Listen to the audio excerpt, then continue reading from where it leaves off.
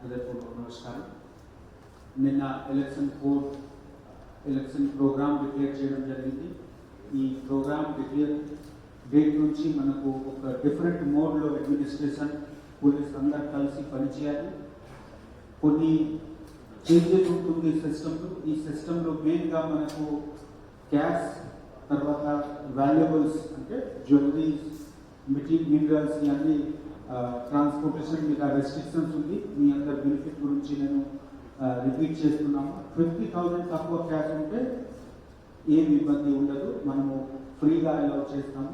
50,000 నుంచి 10 lakhs వరకు cash ఉంటే, వాల్యుబుల్స్ అంటే జ్యువెలరీస్ వేరే విషయం ఉంటే తప్పకుండా మనము సీజ్ చేయాలి.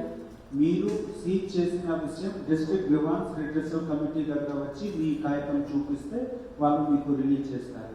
సో కొంత మనసి డిస్ప్యూట్ చేస్తారు, సార్ మా దగ్గర పేపర్ ఉంది, ఈ పేపర్ చూసి కరెక్ట్ ఉందా లేదా అది ఎబిలిటీ ఫీల్డ్లో ఉన్న స్టాఫ్కి ఉండదు. సో దయచేసి మీరు ఇది క్యారీ చేసిన మీకు ఒకవేళ ఆపినా దయచేసి మీరు డిపాజిట్ సర్టిఫికేట్ కలెక్ట్ చేయండి. మేము మీకు డిపాజిట్ సర్టిఫికేట్ ఇస్తాము, మీకు చెప్తాము ఏ డిస్ట్రిక్ట్లో మీ వాల్యూ డిపాజిట్ చేయడం జరిగింది, క్యాష్ లేకపోతే జ్యువెలరీ. మీరు గ్రీవాన్స్ రిడ్రెసల్ కమిటీ దగ్గర వచ్చి మీ పేపర్ చూపిస్తే తప్పకుండా మీకు రిలీజ్ అవుతుంది. గత ఎన్నికల్లో మనం చూసాము, దాదాపు 95% డిస్ట్రిక్ట్ గ్రీవాన్స్ రిడ్రెసల్ కమిటీ ద్వారా రిలీజ్ చేయడం జరిగింది. సో ఇక్కడ ఏమి ఇబ్బంది ఉండదు. But you have to show your paper. మీరు తప్పకుండా మీ పేపర్ కరెక్ట్ పేపర్ చూపించాలి. 10 lakhs ఎక్కువ ఉంటే అన్ని అంటే కరెక్ట్ ఉందా లేదా అది లేకుండా మనకు తప్పకుండా ఐటీ డిపార్ట్మెంట్కి, ఇన్కమ్ ట్యాక్స్ డిపార్ట్మెంట్కి పంపించాలి. ఇన్కమ్ ట్యాక్స్ డిపార్ట్మెంట్ ద్వారా కూడా ఒక ఆఫీసర్ మన డిస్ట్రిక్ట్కు ఇవ్వడం జరుగుతుంది. వాళ్ళ దగ్గర ఈ మ్యాటర్ పోతుంది, వాళ్ళు మీ పేపర్స్ చూసి రిలీజ్ చేస్తారు. అది డిస్ట్రిక్ట్ అడ్మినిస్ట్రేషన్ పరిధిలో ఉండదు. 10 lakhs ఎక్కువ ఉంటుంది. సో దయచేసి ఈ అవగాహన అందరికీ క్రియేట్ చేయండి. వాళ్ళు సరిగా పేపర్ క్యారీ చేయాలి. ఎంతవరకు పాసిబుల్ ఉంటే తక్కువ వాల్యూ అంటే 50,000 తక్కువ ఉంటే ఏ ఇబ్బంది ఉండదు. కానీ ఒక రైటర్ ఉంది, చిన్న వాల్యూ కూడా పొలిటికల్ మెటీరియల్తో సహా దొరికినా తప్పకుండా ఈ పొలిటికల్ ప్రాసెస్కి ఇన్ఫ్లుయెన్స్ చేసుకోవడానికి ఈ డబ్బు వాడుకోవచ్చు. అట్లా అనుమానం ఉంటే తక్కువ వాల్యూ కూడా సీజ్ చేస్తాము. బట్ మనకు ఈ అనుమానం సాక్ష్యం పరంగా ఉండాలి, అది మనము ఇన్ష్యూర్ చేస్తాము.